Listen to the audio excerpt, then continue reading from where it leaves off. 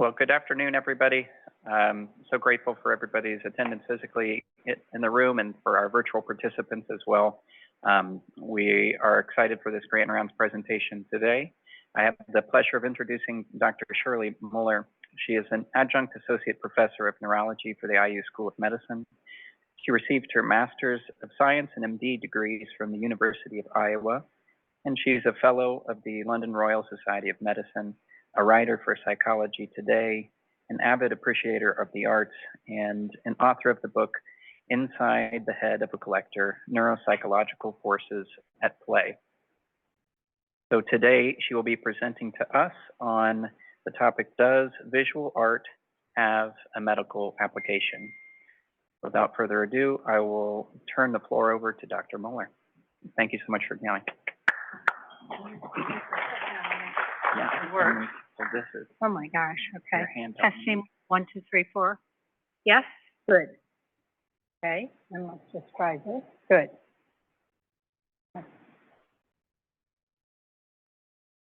After I left the University of Iowa, I came to Indiana University.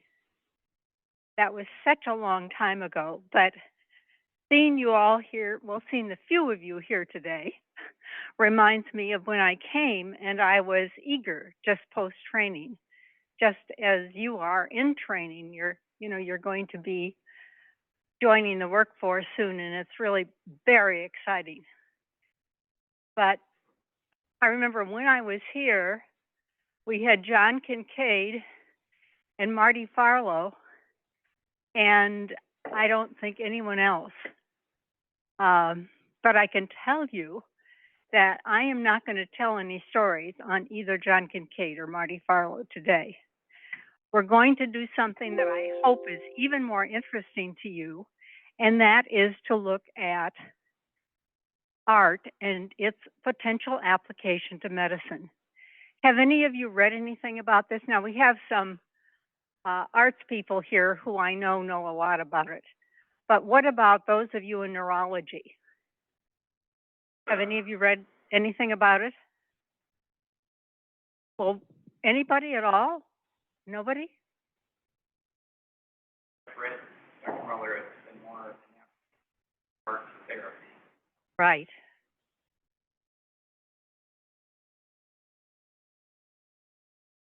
Right. Did you hear what Rusty said? He's read something about its application to art therapy in regard to the art therapists, probably most of whom come from Heron. Is that right? Greg Hall, the director of Heron, is here. And next to him is the, what do we call you, director of the board, the chair of the board. And next to him is art conservator, Jean Easter. And we have someone from the museum as well. And I'm very excited about the art representation. So the question is, does visual art have a medical application? And the reason I say visual art is because art is so much more than we used to think it was. In the last 10, 20 years, the definition has changed. And now art is much more inclusive and expansive. And it includes not only visual art, but auditory art, listening to music, motor art, dance, literature. So all of these modalities are art, but it's the visual that we're going to concentrate on primarily today. And in order to do this, we will cover several areas. One is your personal response to art, and that will be interactive. Secondly, scientific studies relating to visual art. That will be actual objective examinations of how art does affect the brain and the body. And thirdly, if art can affect individuals subjectively and objectively, can it have an application in medicine? Not only an application, but perhaps even an important application. So first, interactive, can visual art produce an emotion in you? And I'm looking for all of you to think about this. what the art that I'm going to show you, how it makes you feel. We're going to look at a painting first done by Lucien Freud, photograph on the left, self-portrait on the right. Lucien Freud was the grandson of Sigmund Freud. And in fact, Lucien was 17 years old when Sigmund died. Lucien knew his grandfather. He hung around with his grandfather some of the time. And I just can't help but wonder if that isn't represented in his paintings, which you will see one of very soon. This one is called Benefit Supervisor Sleeping. Have any of you seen this before? I think the art people have seen it before. I can remember the first time I saw this was in London at a Lucien Freud show, and I would never forget the painting after I saw it. That might happen to you too as we go down in the painting, because go over, I should say, laterally in the painting, because right now we're just looking at the face of a woman on a sofa. Let's uncover her a bit more and see what the painting reveals.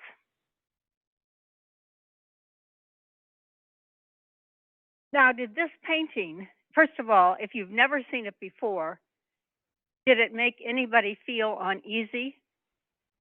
Just raise your hand. Don't be shy. Okay. And even if you've seen it before, GK has seen it before, GK Rowe. I'm sorry I didn't introduce you by name, but you've seen it before and it still makes you feel uneasy.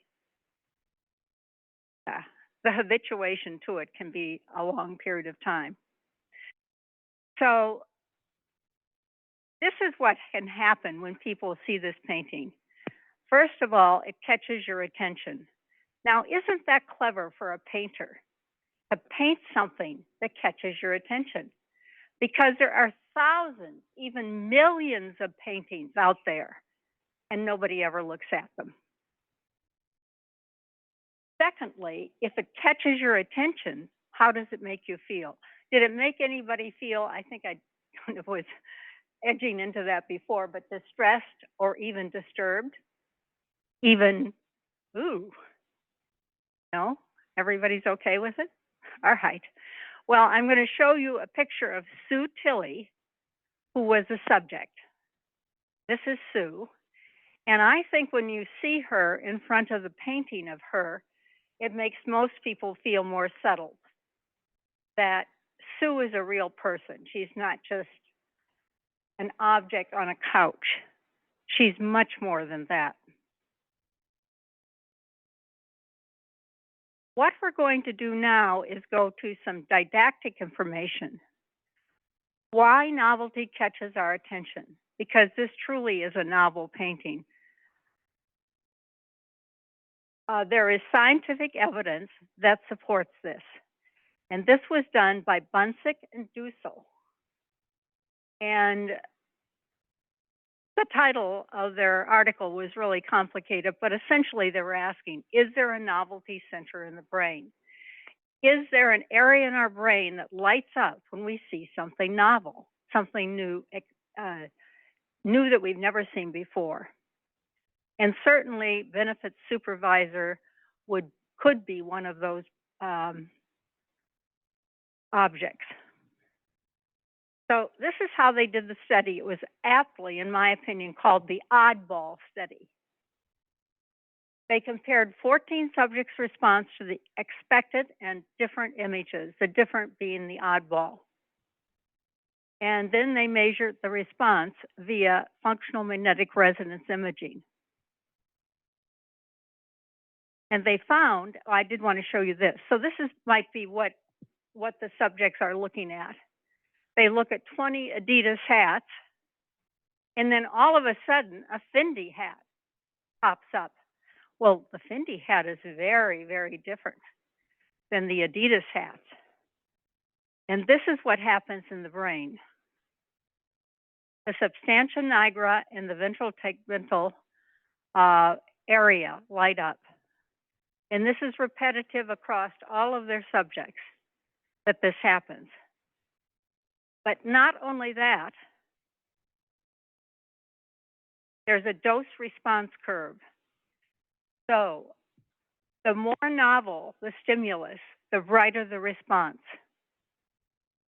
Well, think of this in terms of our ancestors. Okay, some ancestor has a stone and he can beat whatever he wants, let's say a piece of meat, to soften it or to divide it or whatever. But then he finds accidentally, and this is a novelty, he finds it with a fulcrum, something attached to it, that he has greater leverage. That person that will recognize that and use it is someone who could advance our race. And it is believed that there's an evolutionary benefit to this novelty center in the brain. When I think of it, I think of how it could be applied today. And I think of AI, for example, artificial intelligence. I just had an experience with this yesterday. I write a lot, and I was writing about how what we collect portrays who we are, because it is a reflection of our very self. And I was, suffering with the paragraphs. My husband said, put it in AI and see what it comes up with. Oh my gosh, I was dumbfounded. AI can write better than I can. I didn't like it. But what AI can't yet do better than I can is it can't correlate the facts and put them in there. It's all like very flowery and fluffy and sounds beautiful, but it doesn't come down to the meat of the issue. But on the other hand, it is probably the writers who will embrace AI that will be those with a job in 5 years or 10 years. If the rest of us don't, we're just going to be struggling more and more, I'm afraid. So this is an example of an evolutionary benefit in modern times.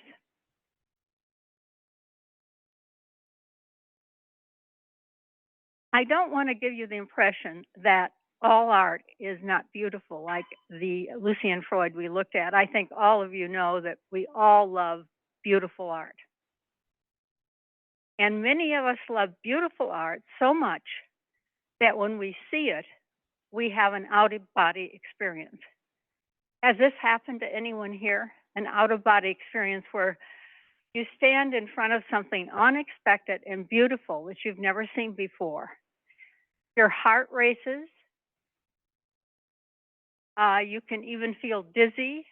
The fainting and confusion is a bit much, but that's been known to happen. Even seizures.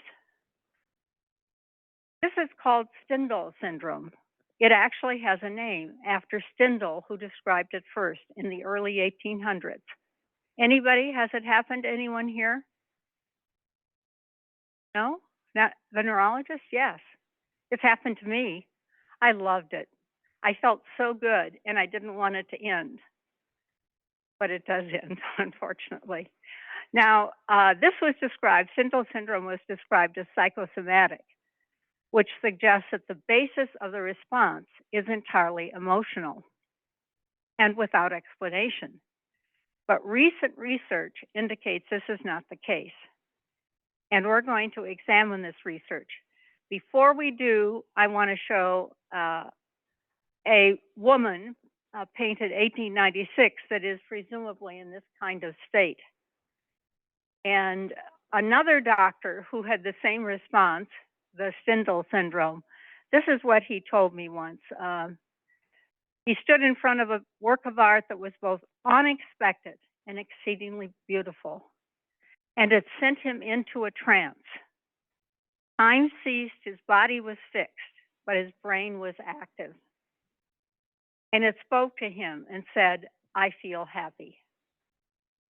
I hope that some of you, as you become more exposed to art, have a chance to enjoy certain pieces of art so you too will experience Stendhal syndrome.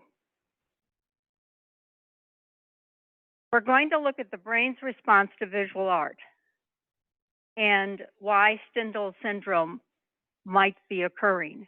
that there might be an organic reason, that it's certainly not psychosomatic. It's not just emotion. It's not just in our head. And remember, psychosomatic, as I think probably most of us believe, is just something that we don't have an explanation for yet. That eventually neurology will provide the reasons for it, the organic reasons.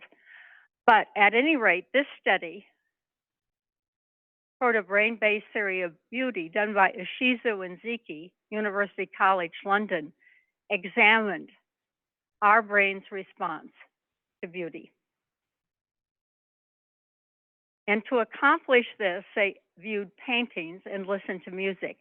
So I'm going to also go over the music part of it because it was part of their study, although our focus today is visual art.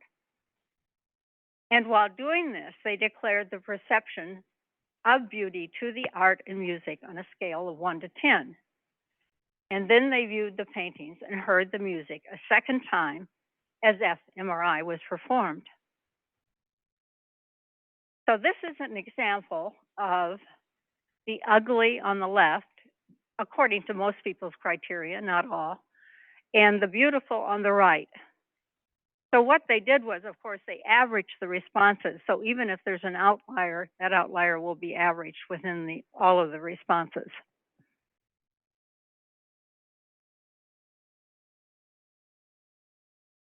I think I'm going to have to go back to the podium to play this for you. And Rusty, actually, if this is your computer. Right. Right, I can. Yeah, I can do that. Listen to this music. Hard to hear, but listen sharply.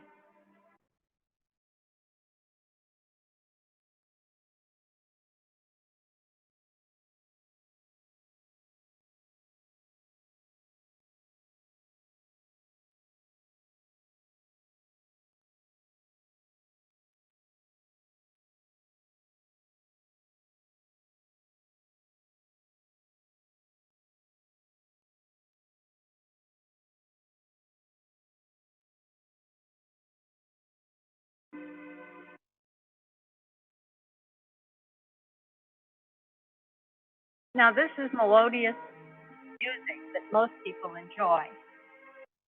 So this would be what most people would consider beautiful music. Now we're going to go to music that perhaps not everybody would enjoy. And this music is by Lickety. I hope I pronounced that right. Mike Reisinger, previously from this department, helped me with Hungarian pronunciation, which is, I believe it's not Ligeti, but it's Lickety.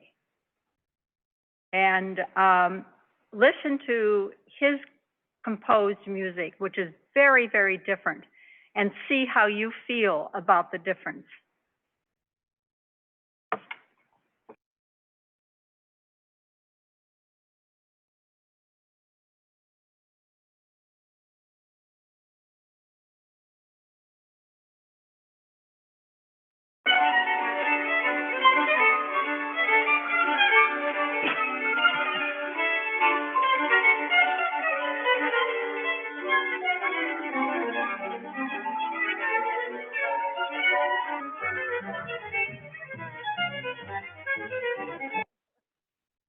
Did anybody want me to stop that music?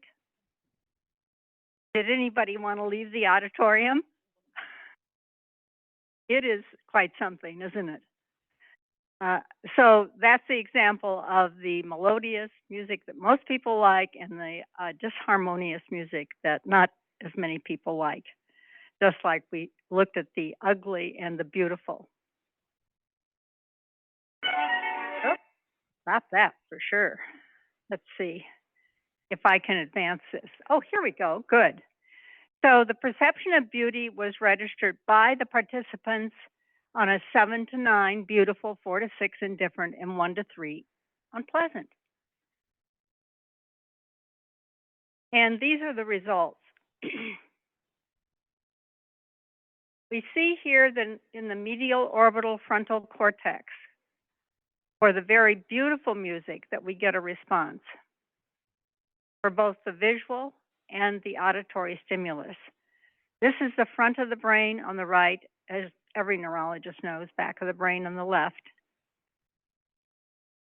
And the authors also did what they called a conjunction analysis, showing in the medial orbital frontal cortex that the two, that is, the auditory and visual, overlapped. But what they also showed, and to me this is quite interesting, is that with ugly, that is less harmonious or less pretty, the motor cortex was stimulated. And that's what I think we must feel when we want to get away from this music. And I share it with you. You raised your hand. I want to get away from it too. I think for many people, understandably. So I want to show you a response to an auditory stimulus, which demonstrates that the motor cortex can be stimulated when another part of our brain is stimulated. In this case, auditory, it's music, but in the case of the visual, Ashizu and Ziki were showing that it can even occur with a visual stimulus, although with a visual stimulus, generally we don't actually get up and leave an auditorium, but I'm sure it's happened occasionally. So this is what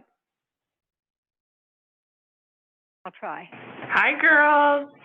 It's August 6th. Is that right? Yeah. August 6th, 2012. Daddy's going to play them a little song while they're eating their peas. You guys ready?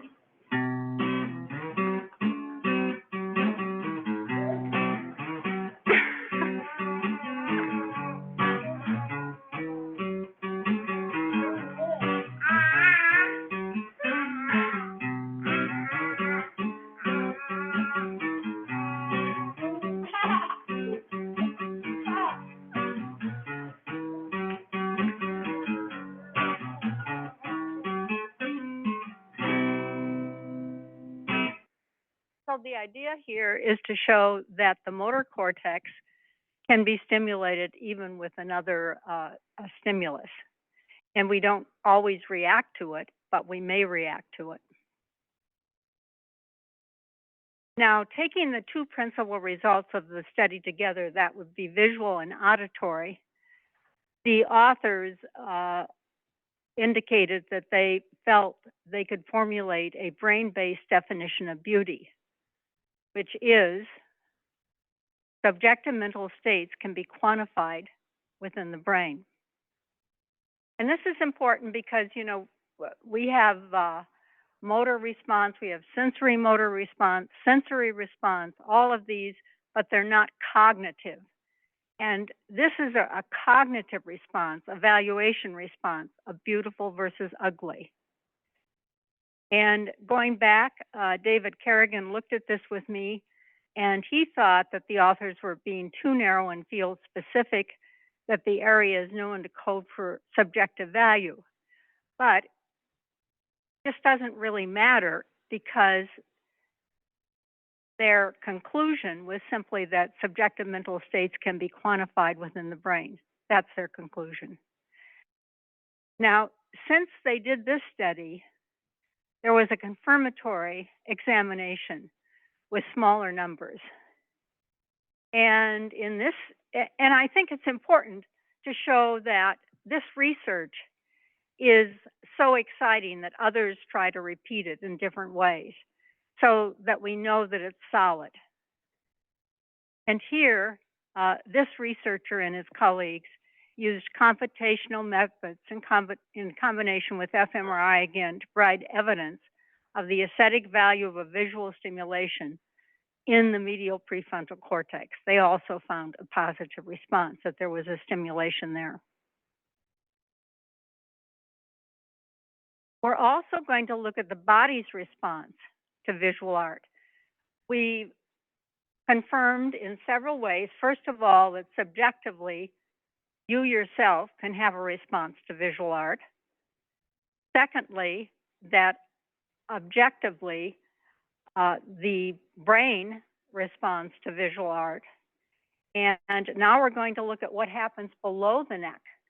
Now, we all know that the body and the neck are connected and they can't be separated. But sometimes in research, they are looked at separately just to make the research easier, the examinations easier. So here the researchers did a test called physiologic correlates of aesthetic perception of artworks in a museum. This was a rather complicated experiment. We'll go through it fairly slowly. It was done by Tascher and colleagues in Switzerland. This, I think, is a picture of a medical student, Shirley, in front of a chart. But the important thing is that he's wearing this glove, which the 373 subjects that visited a museum wore. And the glove measures motion, heart rate, and galvanic skin response. Galvanic skin response can be a mirror of emotion. This is a small museum that they did the research in St. Gallens, Switzerland, north of Zurich. Have any of you ever been there?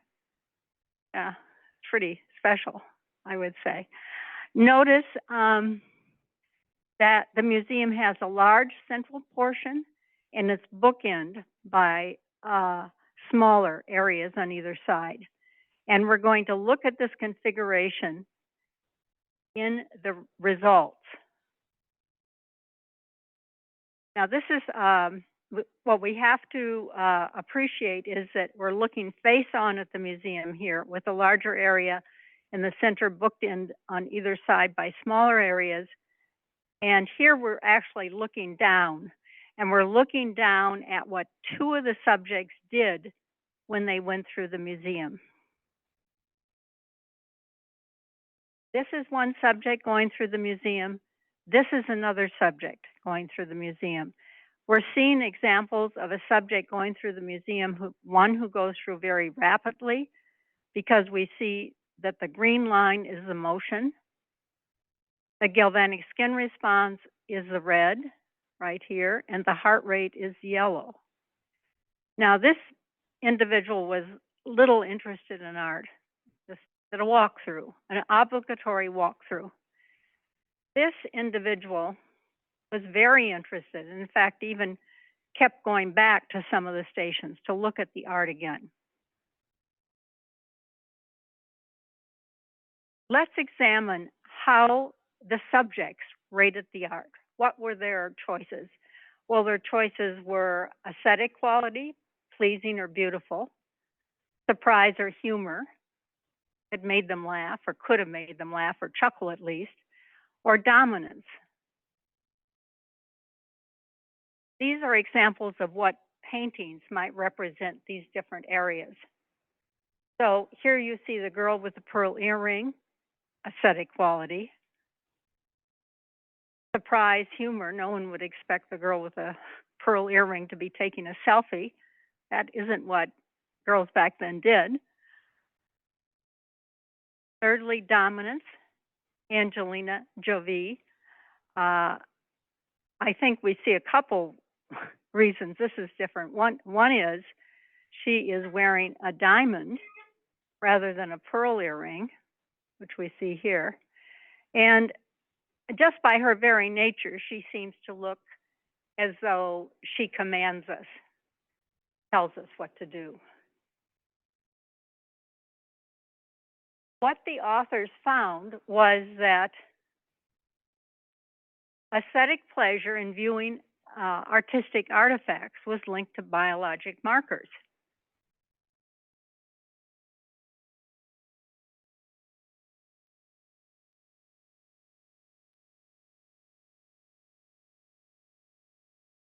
This was confirmed in a later study, which we see here, in that this is an ongoing study. This is not the end of this study. This is 2021, a conclusion at that time, but it's still ongoing. And in this study, they found that the effect of visual art on pain was less dramatic than music, but it could be assumed that enhanced emotional engagement through empathy will influence it positively since their mechanisms are similar. They found that music is an effective tool in both pain and stress management and stronger for those with higher levels of empathy. Now, the question is, since both of them seem to be able to be a benefit to people, what about putting the two of them together? And that study has not been done yet. So in summary, viewing art can induce an emotional response, and scientific studies indicate that emotion is reflected in physiologic changes in our brains and our body. And if art can change the physiologic state of our brains and body, can it have an application in medicine? Well, of course, I think the answer surely has to be yes, but there actually is research that supports this. First of all, medical students, secondly on patients, and thirdly, physicians, more subjective, but still pointing definitely in the direction that art can be a benefit to physicians and even prevent burnout. So Rusty told me that art is not used as part of the medical student program here. It is in many universities. Here you see students at Yale. In fact, they're in, and you can see at the bottom, they're in the Yale Center for British Art in New Haven. And they're going through a course of art. And there were 5 universities that participated in this study. Each of them would go through different times, a different amount of time in art. In this case, I think it was 3 or 4 times, but some of them would go through as many as 8 times. And in this study, 739 students from 5 universities, it was found with a survey after spending the time with art, guided by either a faculty or a docent, that measured positive qualities of physicians, including wisdom, empathy, tolerance of ambiguity, and visual spatial skills were examined, that the study empirically confirmed what we have intuitively suspected, that exposure to humanities is associated with both important personal qualities and prevention of burnout. So a positive result. Medical students participating in art classes is still continuing today, of course, based upon this and other studies. Patients. Can patients benefit from viewing art? I see a yes there. This study was done in 1984, way back then. It was done by an architect named Ulrich. And Ulrich had patients post cholecystectomy look at either a brick wall or they had a view in their rooms. 23 patients assigned to rooms with windows had shorter post-operative hospital stays, made fewer negative evaluative comments. I like that part, fewer evaluative negative comments, always positive for the medical staff, and took fewer potent analgesics than 23 matched patients in rooms with windows facing a brick wall.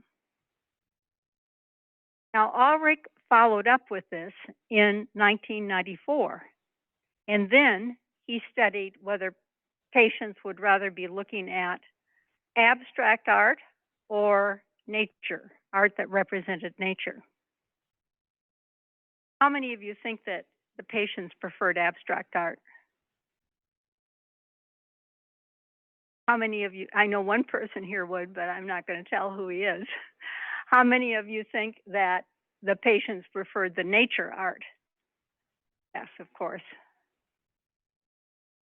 So this study examined 161 patients, already expanded his earlier study, post-heart surgery, and he found that patients exposed to an image of nature experienced less postoperative anxiety, were more likely to switch to weaker painkillers than those who viewed an abstract image or no image. Nature calms us. And if we have time for a question and answer session, I think that GK can tell us why, based on his experience and studies. Another study was done, and it essentially confirmed what we just looked at, that viewing figurative and nature paintings led to less postoperative anxiety and the capability to switch to weaker painkillers. The first study by Ulrich was done in Texas. This study was done in Denmark. This speaks for itself. I think people who look at this, most people who look at this feel calm, relaxed, and have a wonderful sensation. Someone here told me that when he went to Eskenazi and he sat in front of the TC Steels, that he had a similar sensation. Catherine Opie, she does photography, and you can see that these are very, very calming. Physicians, can art affect physicians? This is a physician, a neurologist, as a matter of fact, that I met at a conference in New York, Walter Neves, and he takes photographs, and he takes them all the time. He takes them every week. He goes out on the weekends if he has time, and will take 10, 20, 30, maybe even 40 or 100 photographs. And he said, when practicing medicine, although science is important, so is the imagination and the ability to use it. I have 4 or 5 other physicians who are in this camp, who one is a sculptor, one is a painter, and the other one simply collects art, doesn't make it, but all feel that art has expanded them as people. So the hypothesis here is that physicians who cleanse their mind of daily stressors through their avocation are less likely to experience burnout. This, of course, would be true of other professions as well. The whole idea is to transfer your mind from one area to another and thereby cleanse it, as this hypothesis says or suggests. Now, this is conjecture only, and this is my own idea. Are any of you familiar with the default mode network? Raise your hands. It's Marcus Rakel, University of Washington, 2015. And it still really hasn't caught on, but it's an important concept. And it has to do with the fact that we have 2 networks in our brain. Well, actually, we have more, but these are the 2 he's talking about. One is a task positive network, and the other is the default mode network. The task positive focuses and engages in a task, such as learning neurology, such as learning art, such as practicing art therapy, such as being director of a museum. It is the opposite of the default mode network. The task positive network is deactivated during external goal-oriented tasks. So the left default mode network is deactivated during external goal-oriented tasks. When we are not involved in goal-oriented tasks, our mind falls into the default mode network. So essentially, some very productive work can be done when we're in the default mode network, such as being creative, thinking ahead, what we're going to do with our future. A lot of good things can happen, but not in everybody. in people who are alone a lot, the default mode network can hijack the mind to mull over worries. And when this happens,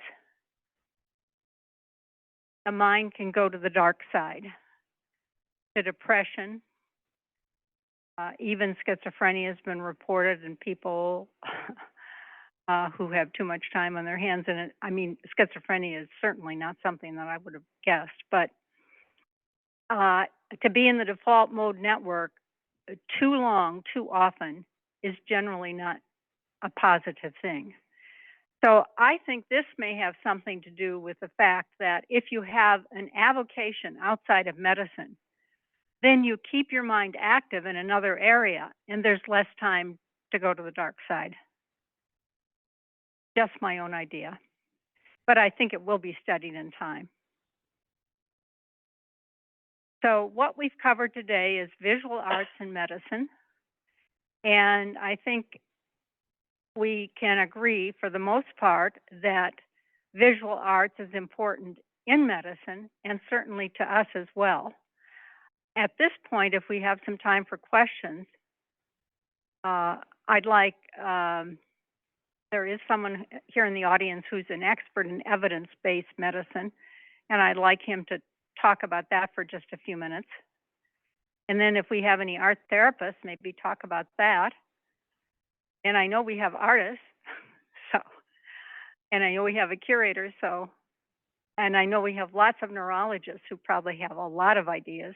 So, GK, you want to talk about evidence-based medicine? Like what you told me about, for example, having a picture on a wall of a body of water with a boat on it, that might not be the ideal photograph in a hospital room, and why?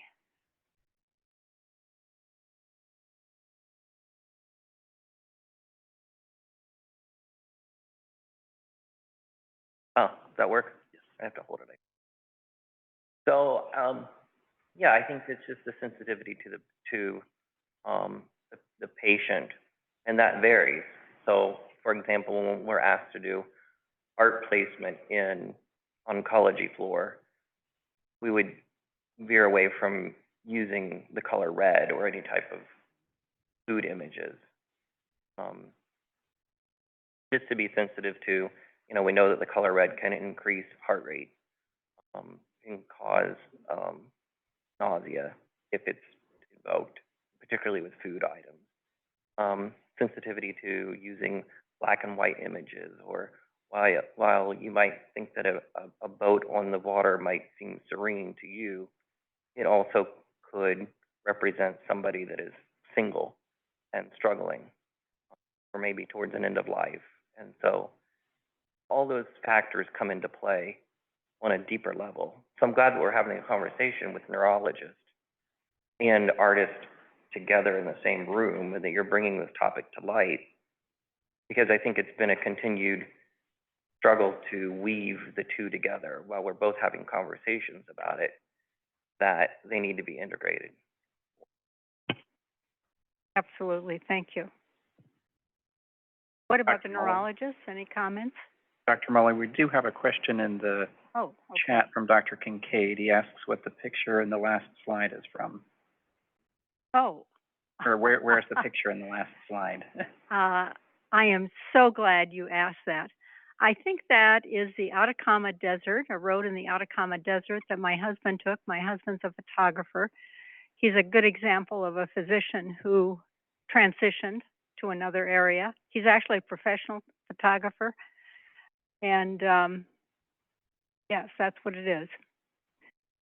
What it is meant to indicate is possibilities. In other words, this conference is for doctors, and doctors, if you're a doctor, you can do most anything. You don't have to continue practicing until you're 82 or even 62. You have other opportunities, and you can create them for yourself. And in general, in my experience, being a doctor is really exciting and fun, and especially being a neurologist, because you know, there's so much to learn. And then after you get through neurology, you see so many patients that confirm what you've learned. And all those tracks you learned, they really work. Yeah, they help. I think you already confirmed, but he came back and said, is this a Tom Mueller photo? Yes, it's a Thomas M. Mueller photo, and he has a website. And he does take portraits.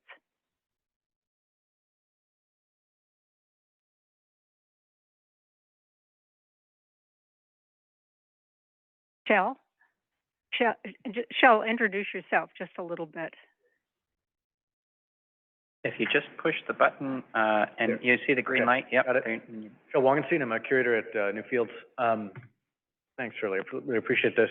I think what's important about this is that we're finally starting to get some empirical confirmation of what, you know, has been anecdotal evidence on, you know, I speak from the art side. But I would love to ask you and maybe some of our medical colleagues, what, if you were to tease out some of the implications of these studies, what would be the clinical implications here? How would it work on a kind of diagnostic or a clinical level? Good question. Well, first of all, I want to get to selecting the art for patient rooms. And in terms of art consultants who do it, that's great. I think you and probably others offer patients choices. That's a new thing. Like you have 20 pieces of art and they're offered to the patient, what do you want to see? So the patient has something in front of him or her that he or she likes. And the same thing for the music piped into the room.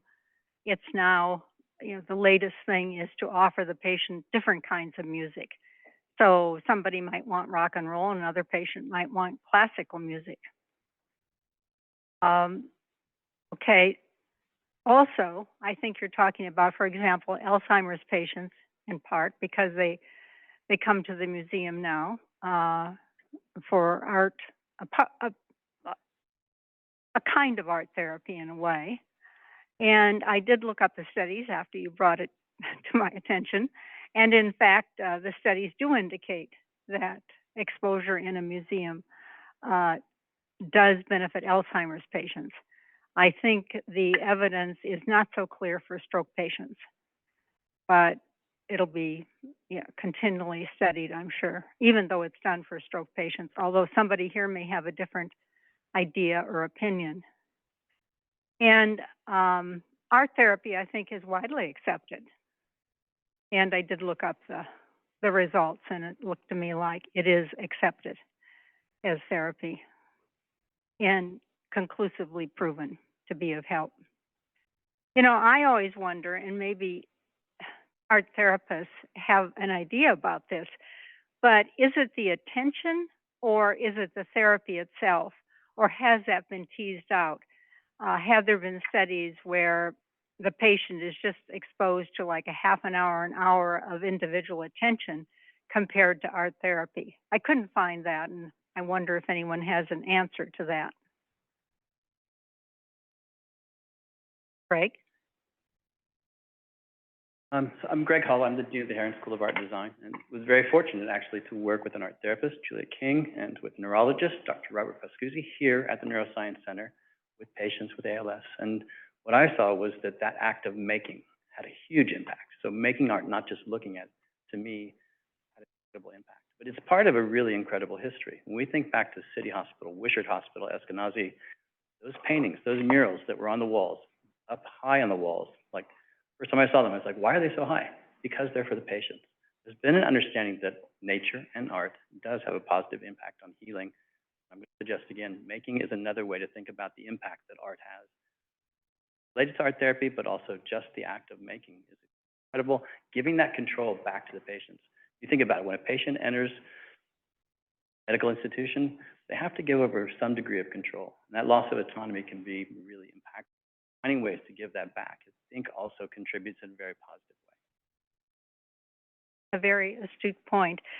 Did you say ALS patients you were studying? Right. And were there other kinds of patients too, other than ALS? We considered exploring other areas. We were doing a study, so we stayed focused on that group. Continues. Right. And did you get a grant for it? And we got support through the Arts Council of Indianapolis, and the work was digital, so this would be projected onto the wall of the patient's room, and then occasionally on the exterior of this building. Hopefully, we continue to project their work on. Very nice. Yeah, so the patients can be proud. Right. The hospital gives control of the hospital to the patient, which Right. is a wonderful sort of reverse. I feel like our neurologist Shirley must have something to say. So this is Lori. I'm on Zoom. I don't know if you can hear me. Yes. Yeah, Is this the important Lori? I don't Dr. know. Lori Gutman. This is the important Lori.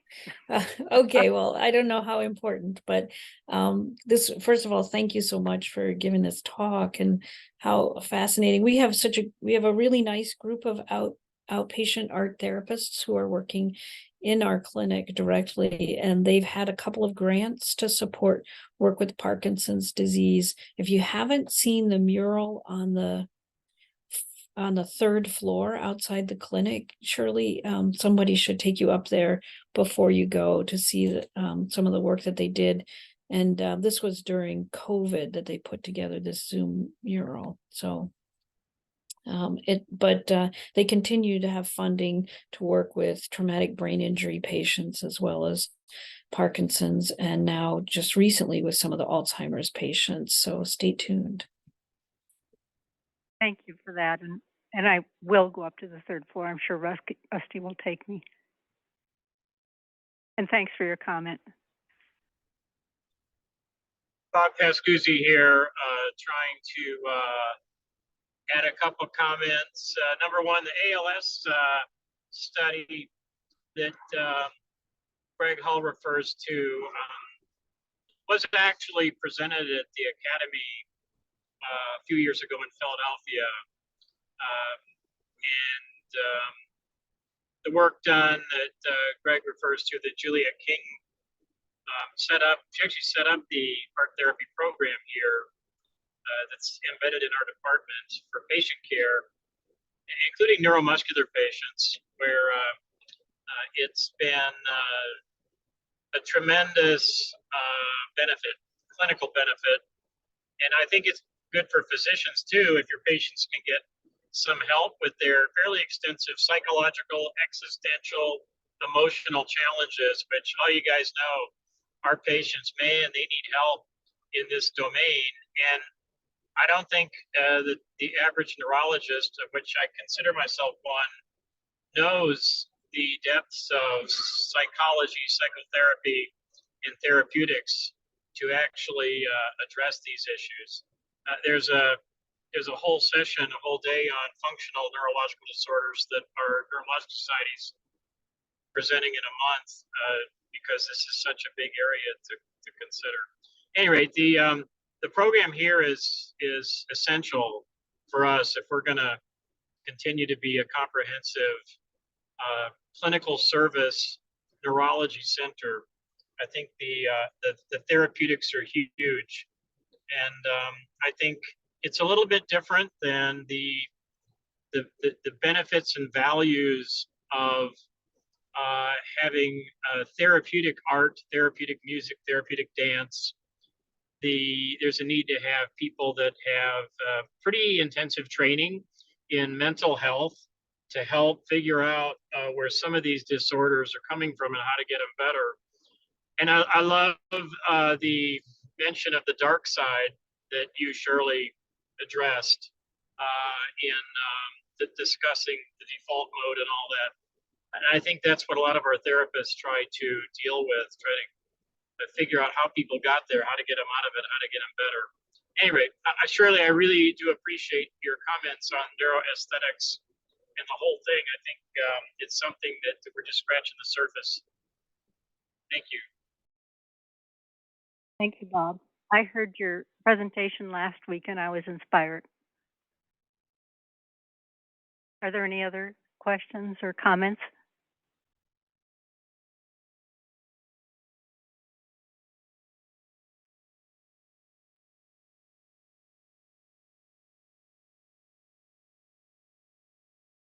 Right there. Okay. Hello, my name is Bryce Grimes. I was just curious about the neurotransmitters that are produced when people view art that can be, positive. I'm not sure. I was thinking about it. I'm not sure if it was like, dopamine that is being released, and has that aspect of it been studied as well? Yes, it has. And it's a pleasure center, the nucleus accumbens, and it is dopamine charged, essentially, when the pleasure center is activated. So just like somebody, I hate to use this example, but it comes to mind, somebody that takes cocaine and is habituated to it, has a dopamine release when people see art, especially art they like. Their pleasure center nucleus accumbens is also activated. And also, I'd like to know maybe the preventative aspects of art for patients or just people in general in their well-being. The preventative? Yeah. Well, I think number one, for those of us who don't have any kind of medical malady that we know of, going to an art museum can just produce pleasure. And that's worth a lot. When our pleasure center is activated, that's what life is all about. Let's have fun. I think art can benefit virtually the whole population in terms of leading to a more fulfilling and happy life. This is interesting, and this relates to something that someone asked after one of my talks, and it just dumbfounded me. Some young person raised his hand and he said, "Well, when I go to an art museum, I don't feel anything. What's wrong with me?" And I thought, I don't know what's wrong with you, but you can be sure I found out later. And it's not wrong, but people who have higher levels of empathy enjoy art more because they can see, themselves, others reflected in the paintings. So I don't think anything was wrong with him, but he probably was scale low on empathy if it were scored on a test.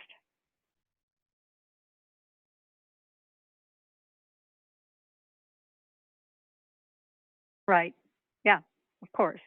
Bryce said that might be something that could be developed in young children. In fact, I even think that they do try to do that in early childhood development training. Yes. Dean Easter? I have a question. When you have a Parkinson's patient who sees something, there's the Parkinson's has they don't have dopamine, and that's their problem. So how does that work that it can be released when it's not there? I mean, I'm not a neurologist. You know what I'm saying? How that affects them. And I am not a specialist in Parkinson. I guess what I can say is that the nucleus accumbens is a different area of the brain, the substantia nigra, that involves Parkinson's. And maybe somebody who is listening would be able to address that better than I can. I think it's interesting to think about Parkinson's in that way. Is there anybody on the line that might be able to help? I don't see, and I do think that we're at time. We're at time here. Yeah. Thank you all for persisting. I'm very pleased that you did. Thank you.